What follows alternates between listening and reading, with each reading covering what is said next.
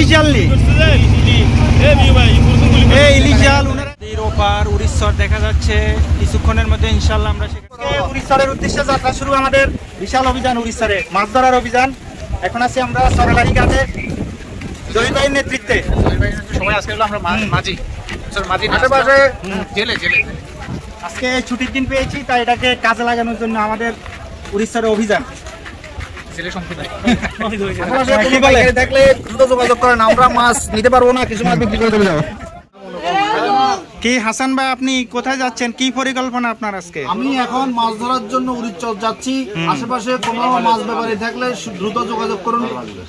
চর বালু যাইতেছি আমরা, বুঝছেন? মাছ কি বিক্রি করে দিবেন নাকি? বিক্রি করবো, অন্তত ব্যাপারে 4-5 জন আসতে হবে, কারণ অনেক মাছ আমরা ধরবো ইনশাল্লাহ। আপনারা কই যাবেন?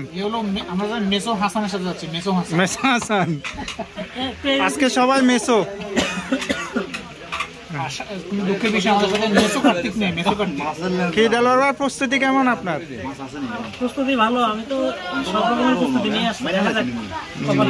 আচ্ছা যাক, সবাই আজকে মাছের অভিযান সার্থক হোক। এই যে আমরা আছি সরেলাই নদীঘাট সংলগ্ন দোকানে, এখানে প্রচুর মানুষ, বুঝতে পারছেন। সিঙ্গারা দিয়ে যাত্রা শুরু করতেছি।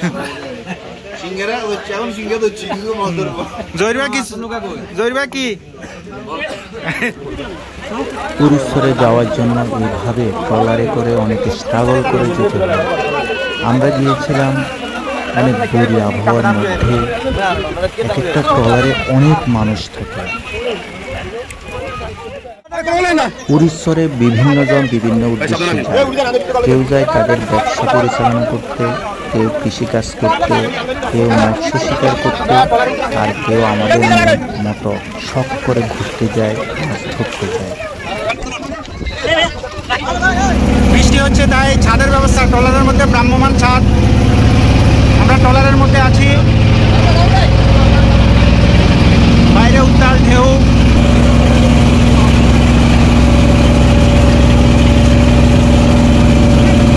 ঠিক আছে ভাই, ঠিক আছে, চালান। আপনি উড়িষ্যায় যদি যেতে চান সেক্ষেত্রে সরলাই নদীঘাট থেকে ট্রলার আছে, সেখান থেকে যেতে পারেন, অথবা বিচ্ছুগ্রাম থেকে মুসাপুরের বিচ্ছুগ্রাম থেকে যেতে পারেন ট্রলারে করে। আরও বিভিন্ন পথ আছে। উড়িষ্যারে বলতে গেলে মানুষ খুব কম। নদী থেকে জেগে ওঠা চর, যেখানে মানুষ মাছ আহরণ করে এবং ধান চাষ করে, এছাড়া গবাদি পশু পালন করে। উত্তাল জোয়ার এবং প্রচন্ড বাতাস নদীতে। ট্রলার এগিয়ে চলছে উড়িষ্যার উদ্দেশ্যে। কি ভাইয়া, কেমন লাগতেছে আপনাদের? অন্যরকম একটা অনুভূতি আসলে।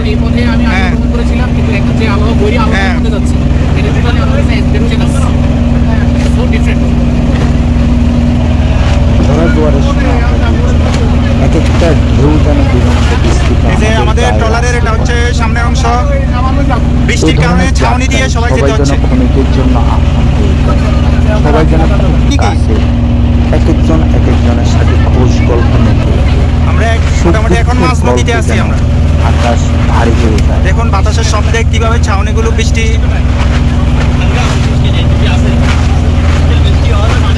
আল্লাহর শুকরিয়া,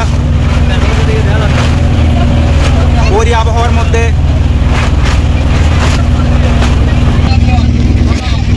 আমাদের সাথে থাকুন। ভাইজান, মাছ টাছ পাওয়া যাবে না এখানে?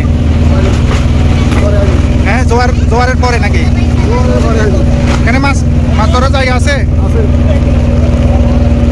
ভাই বলেন তো, উড়িষ্যার এখন নিরাপদ নেই আল্লাহর রহমতে নাকি? সন্ত্রাসী তো নাই নাকি? জলদস্যু আছে নি? দেখ হ্যাঁ দূরে নাকি? কোন সাইডে?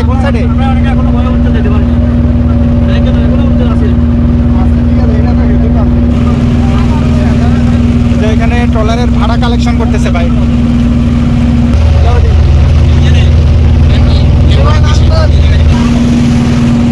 ঠিক আছে ভাই, দেখা হবে, দেখো।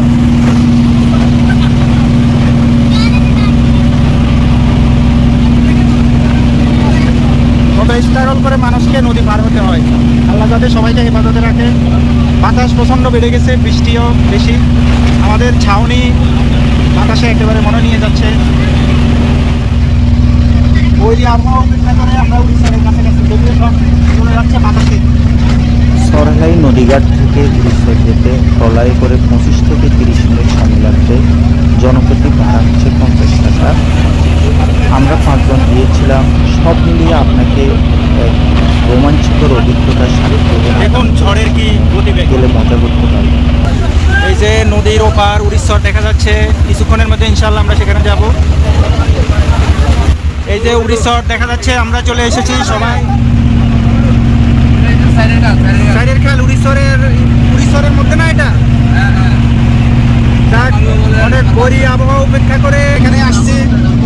আমার সাথে দেলোয়ার ভাই আছে। কেমন লাগলো দেলোয়ার ভাই? আমি আগের বার আসছি তখন অনেক রোদ ছিল, এবার একটু একেবারে বৃষ্টি ঝড়, ভয় লাগতেছে। কিন্তু মানুষের কষ্ট, জীবন সংগ্রাম খুব কাছ থেকে দেখলাম আমরা এবার। কত কষ্ট করে তাদেরকে যেতে হয় জীবন জীবিকার তাগিদে।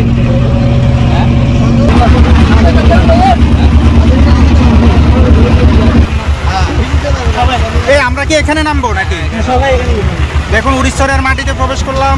অনেক ভৈরী আবহাওয়া।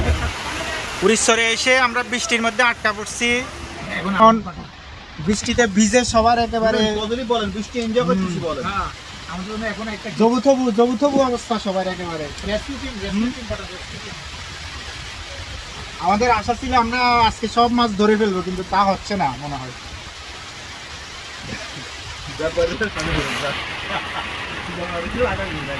কি কথা বলে পাখি? কথা বলেনি কি? জহির ভাই জাল পাইছেন নি?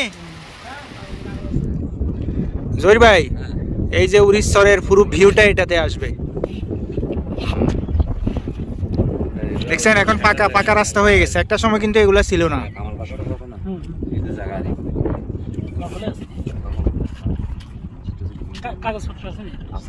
দেখুন উড়িষ্যারে পাকা রাস্তা, একেবারে বিদ্যুৎ। এখানে কিন্তু ফুল বিদ্যুতের আওতায় আছে উড়িষ্যারের পুরোটা বিদ্যুৎ আছে না জহির ভাই? বৃষ্টি তো কমে আসলো, কি মাছ ধরবেন? মাছ ধরার জন্য আসছি। হ্যাঁ হ্যাঁ। এই হাসান ভাই, আপনার সফলতা কি মাছ ধরায়? সফলতা সেরকম একটা ফুল সুইং মাছ পাইছি। হ্যাঁ, আজকে দুপুরবেলা খাওয়া হয়ে গেছে। হ্যাঁ আমরা 6টা ধরে নিব, সমস্যা নাই। সাই কি মাছ এগুলা দেখি তো। মাছ এ পাতাটা উঠান। আপনি জাল দিয়ে বড় মাছ না, কামা দিচ্ছি। দেখুন এ ভাই মাছ ধরে আনছে, একেবারে টাটকা মাছ। জাল দিয়ে ধরছেন? একদম ফ্রেশ মাছ। কোন দিকে মারবো ভাই সেটা কোন? আপনি কোন দিকে মারছেন?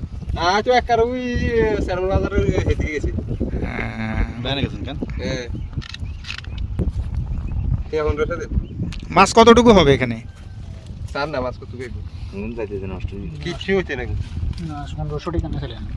তো কি মাছ পাইলেন? বিশাল একটা চিংড়ি মাছ। কি ব্যাগ কি ভরে গেছে মনে হচ্ছে ফোলা যেভাবে। আসলে উড়িষ্যার আমরা আগে যখন আসছিলাম তখন অনেক জায়গা ছিল, এখন দখলদার মনে হয় বেড়ে গেছে, সব দখল হয়ে গেছে। আশেপাশে সবাই নিজের মতো করে মানে কৃত্রিমভাবে দখল করে রাখছে। মানুষে যে মাছ ধরবে সে সুযোগ কমে গেছে।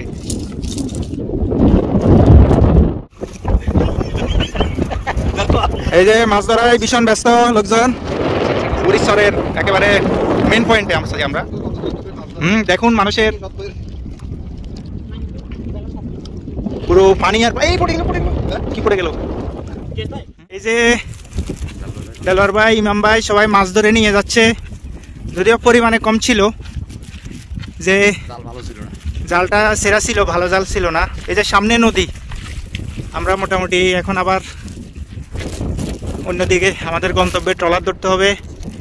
আমাদের সার্বক্ষণিক সঙ্গ দিচ্ছে আজকে জহির ভাই। জহির ভাই কি মাছ টাছ ধরে দিলেন?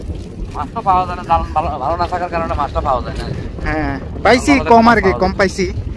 হ্যাঁ জাল ভালো ছিল না, আর জোয়ারের কারণে পানির কারণে মাছটা পাওয়া যায় না।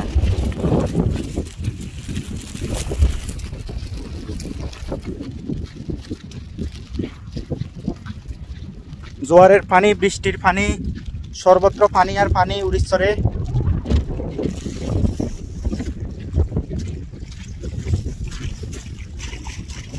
রোমাঞ্চকর এক অভিজ্ঞতা ছিল আমাদের।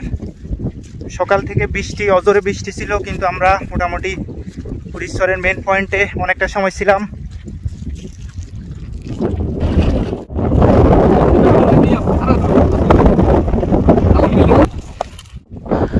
আশানুরূপ মাছ আমরা পাইনি, তাই ব্যাপারীদের কাছ থেকে টাটকা মাছ কিনে নিলাম। মিশেল মাছ নিশ্চয় খুব সুস্বাদু হবে।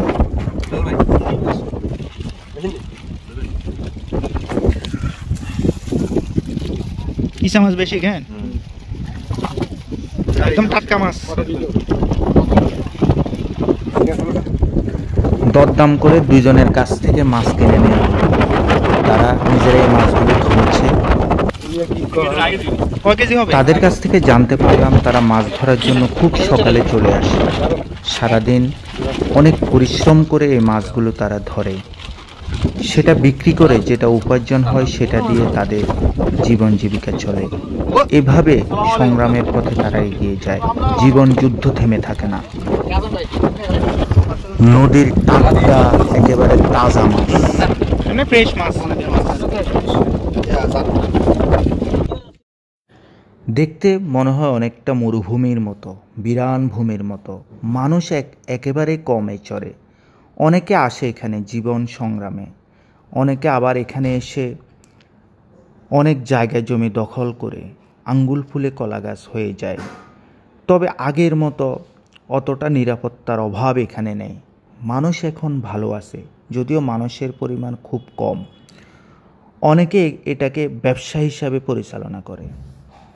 নিরাপত্তা কিরকম বলেন শুনি। এখন কি অবস্থা? নিরাপত্তা ভালো নেই এখন উড়িষ্যারে?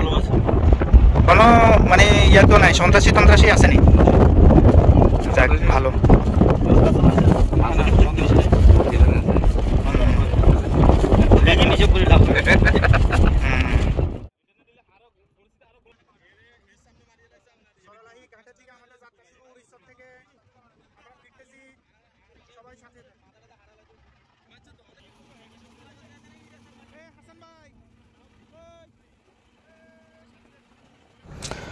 আসার সময় যেরকম মানুষ পেয়েছিলাম, যাওয়ার সময়ও তার চেয়ে কম নয়। প্রচুর মানুষ এক একটা ট্রলারে করে যায়।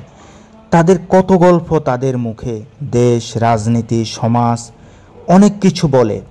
আমরা খুব মনময় হয়ে তাদের কথাগুলো শুনি, জানতে পারলাম তাদের ভিতরের অনেক কথা। ট্রলার এগিয়ে চলছে, আমরা নদীর সুন্দর দৃশ্য উপভোগ করছি। একেবারে ভালো লাগার মতো। বিশাল আকাশ মাথার উপরে উকি দিচ্ছে। আসার সময় যেরকম বৃষ্টি পেয়েছিলাম, যাওয়ার সময় সেরকম বৃষ্টি পাইনি। সব কিছু মুক্তভাবে অবজার্ভ করতে পারলাম। এতই ভালো লাগছিল আমাদের, আলহামদুলিল্লাহ।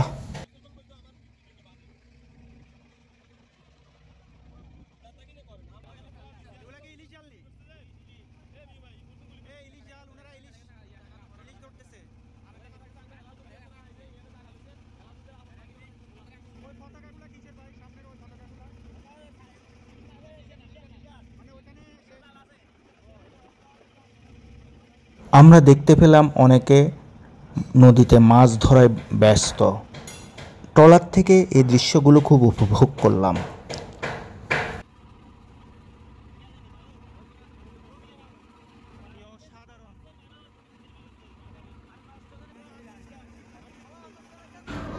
উত্তাল ঢেউয়ের শব্দে ট্রলারটি একবার উপরে উঠছিল, একবার নিচে নামছিল। বড় বড় ঢেউগুলো আছড়ে পড়ছে। যারা এ পথে নিয়মিত চলাচল করে তাদের মধ্যে ওরকম ভয় আতঙ্ক দেখিনি আমরা যারা নতুন, আমাদের মধ্যে কিছুটা হলেও শঙ্কা কাজ করছিল। তবে এ বিপদ আপদের মধ্যে, বৈরী আবহাওয়ার মধ্যে সৃষ্টিকর্তাই হয়তো সবাইকে রক্ষা করেন। এ মাঝ নদীতে কেউ কেউ মনে মনে আল্লাহর নাম ডাকছিল। সমুদ্রের এই দৃশ্যগুলো খুবই দেখার মতো। মাঝ নদী থেকে যখন ওপারের দৃশ্য দেখা যায়, তখন যেন নিজের মধ্যে আলো আসে, মানুষ নতুন করে আশা দেখতে শুরু করে, অনেকটা জীবনের মতো।